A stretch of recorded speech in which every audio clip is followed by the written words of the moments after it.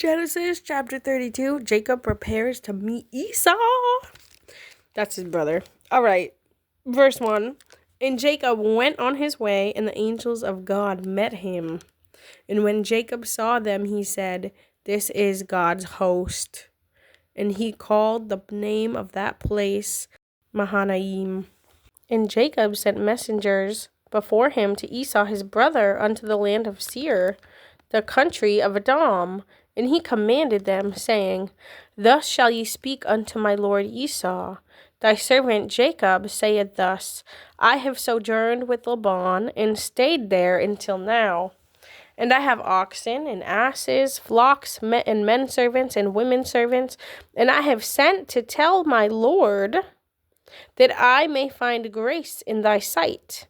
And the messengers returned to Jacob, saying, We came to thy brother Esau, and also he cometh to meet thee, and 400 men with him.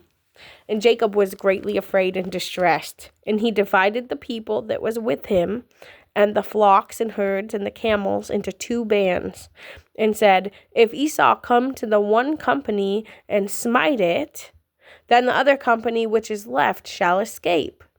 And Jacob said, O God of my father Abraham and God of my father Isaac, the Lord which saidst unto me, Return unto thy country and to thy kindred, and I will deal well with thee.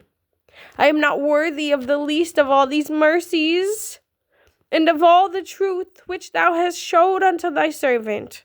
For with my staff I passed over this Jordan, and now I become 2 bands.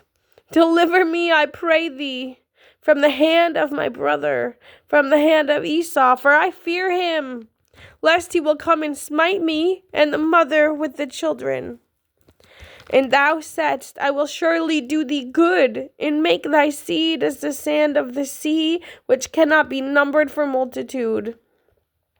And he lodged there that same night, and took of that which came to his hand a present for Esau his brother, 200 she-goats, and 20 he-goats, 200 ewes, and 20 rams, 30 milch camels with their colts, 40 kine, and 10 bulls, 20 she-asses, and 10 foals. And he delivered them into the hand of his servants, every drove by themselves, and said unto his servants, Pass over before me, and put a space between drove and drove.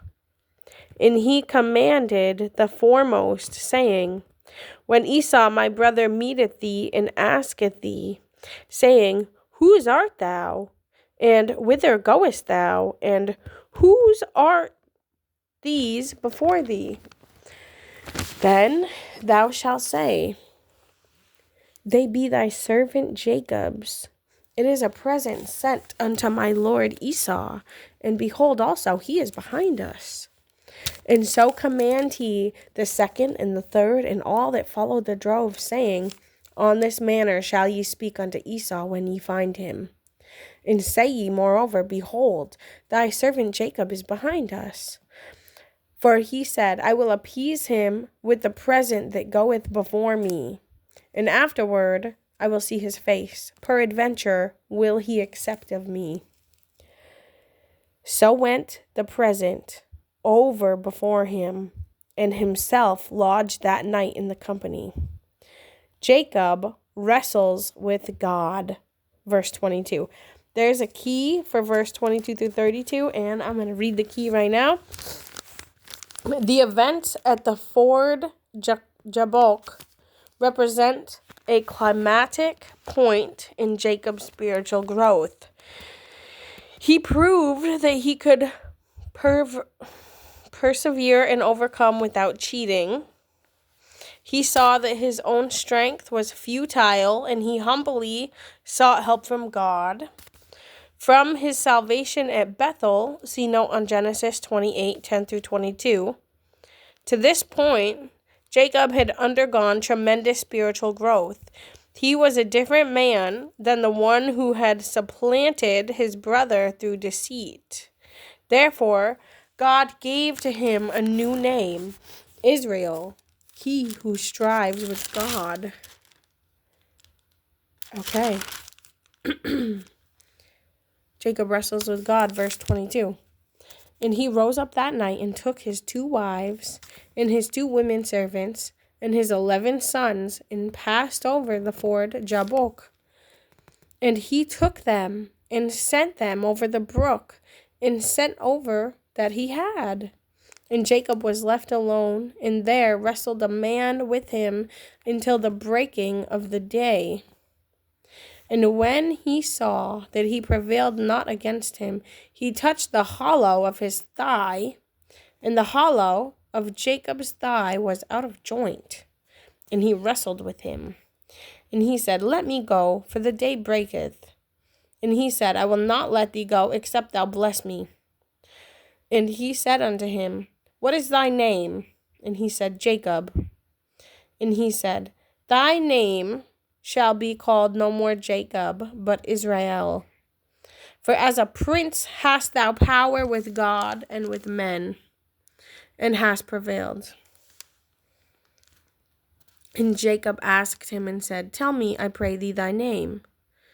And he said, Wherefore is it that thou dost ask after my name? And he blessed him there. And Jacob called the name of the place Peniel. For I have seen God face to face, and my life is preserved. And as he passed over Penuel, the sun rose upon him, and he halted upon his thigh.